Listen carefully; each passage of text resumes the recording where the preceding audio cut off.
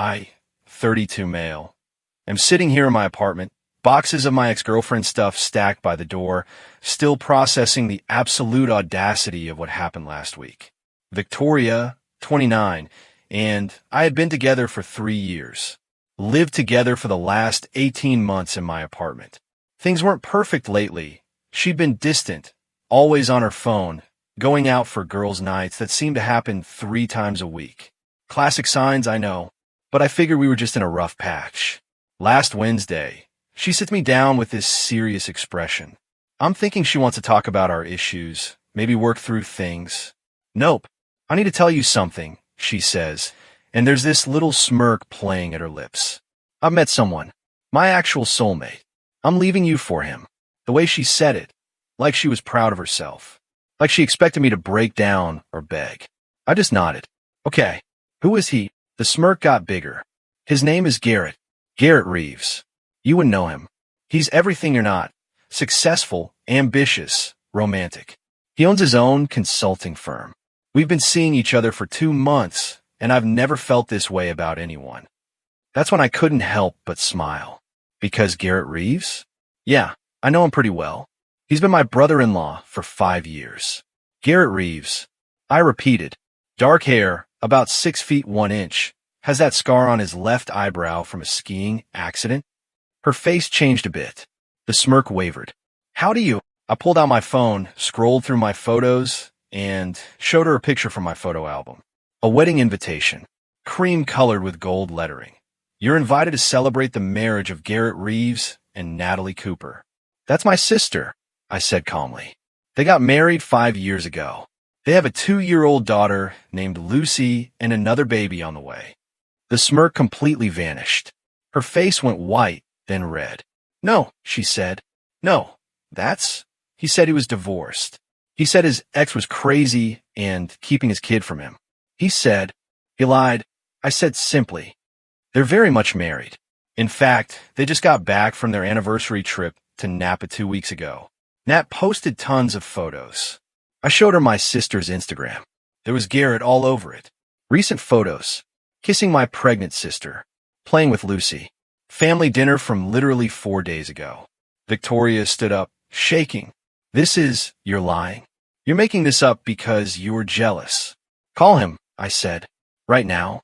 Tell him you know about Natalie. She grabbed her phone, hands trembling, and stormed into the bedroom. I could hear her on the phone, voice getting higher and more frantic. Then silence. Then screaming. She came back out, tears streaming down her face, and had the absolute audacity to yell at me. You knew. You knew this whole time, and you didn't tell me. You just told me about him 5 minutes ago. I pointed out. Was I supposed to be psychic? You must have known I was seeing someone. I suspected. But you're the one who chose to have an affair. You're the one who believed whatever lies he fed you. And you're the one who just sat there smirking while telling me about your soulmate. She tried to flip the script then. Said I was heartless. That I should comfort her. That we could work through this together since we were both betrayed. We weren't both betrayed. I said. You cheated on me. For 2 months.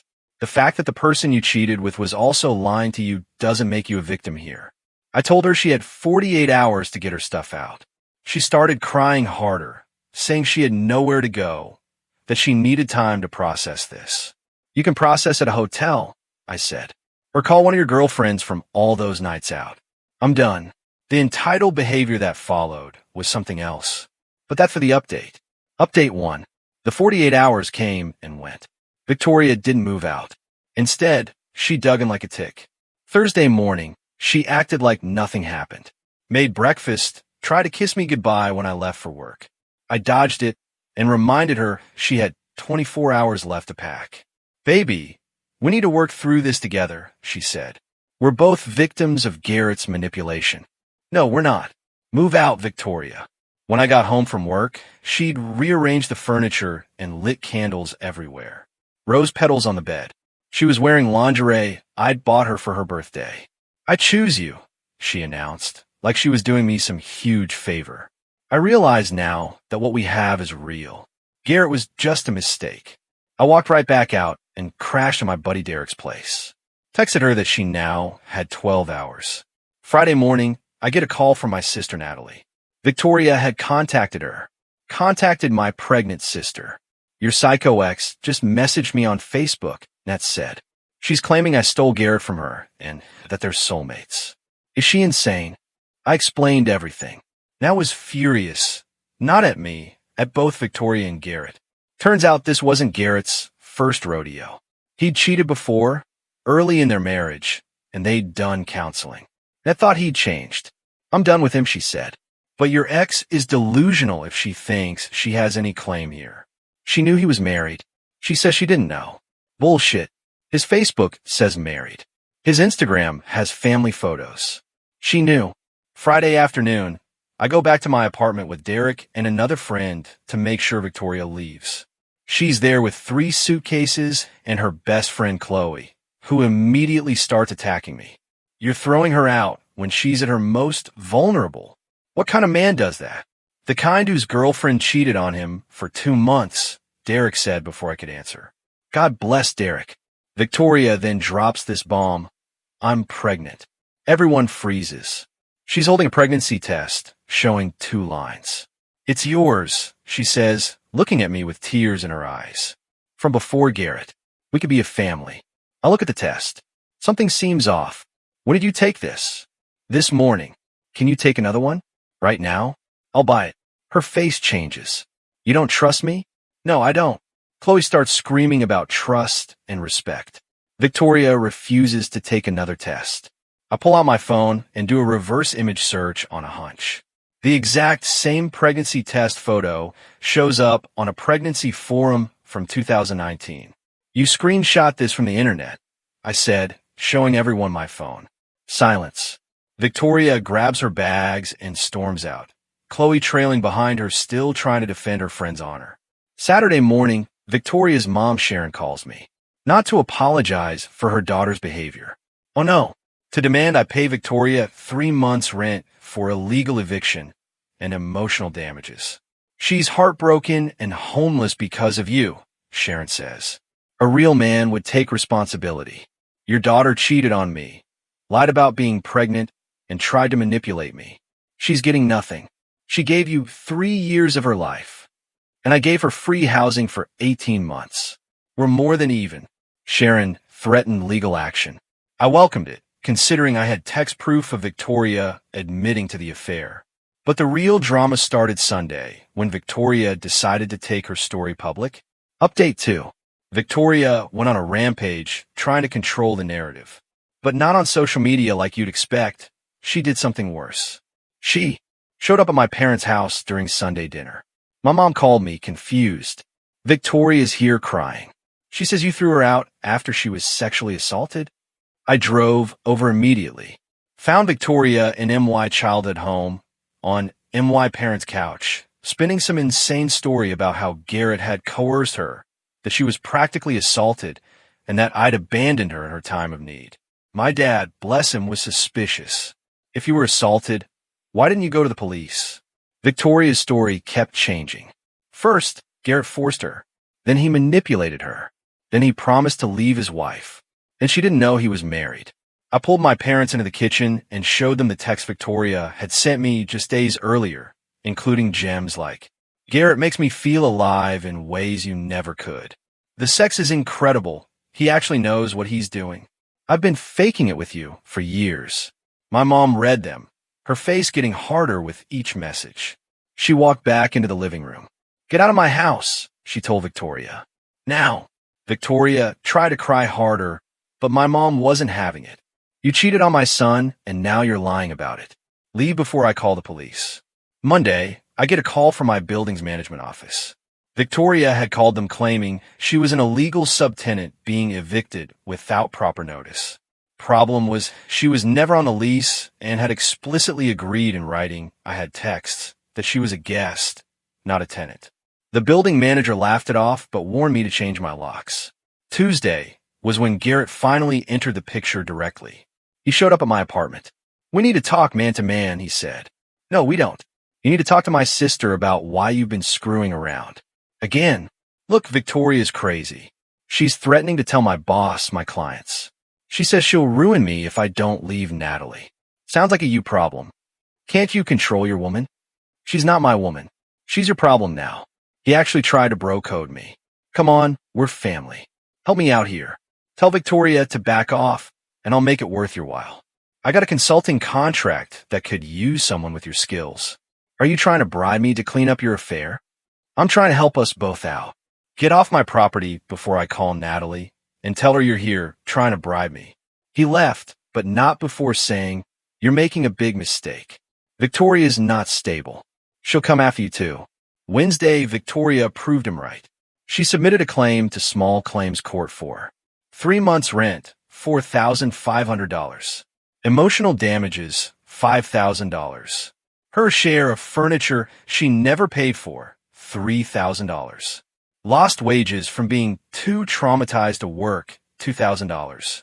Total, $14,500. The kicker? She hadn't worked in 6 months.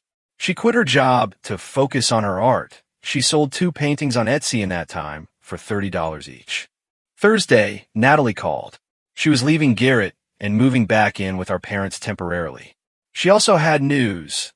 Garrett had been sued for sexual harassment at his company 2 years ago. It was settled quietly. The woman looked a lot like Victoria. And like Natalie, Garrett had a type. I'm going to bury him in the divorce, Nat said. And your ex is going to be Exhibit A. Friday, the best part. Victoria's mom, Sharon, called again. But this time she was panicked. Victoria needs to drop everything right now, she said. Why would she do that? Because Garrett's wife just contacted me. She has evidence of everything. Turns out, Natalie had hired a PI after the first cheating incident years ago. She never fully trusted Garrett again. The PI had photos of Garrett and Victoria together at hotels, at restaurants, making out in his car. All dated and time-stamped. But here's the beautiful part. In several photos, Victoria is wearing her work badge. From a job she hadn't quit yet. During hours she was supposed to be working. At her government job, where time card fraud is a federal offense. Natalie wasn't just going after Garrett in the divorce. She was considering sending the evidence to Victoria's former employer. Tell your daughter to drop the small claims case and leave me alone, or Natalie sends those photos to the Department of Labor, I told Sharon. That's blackmail. No, that's consequences. Victoria committed time card fraud to have an affair. That's on her. Final update.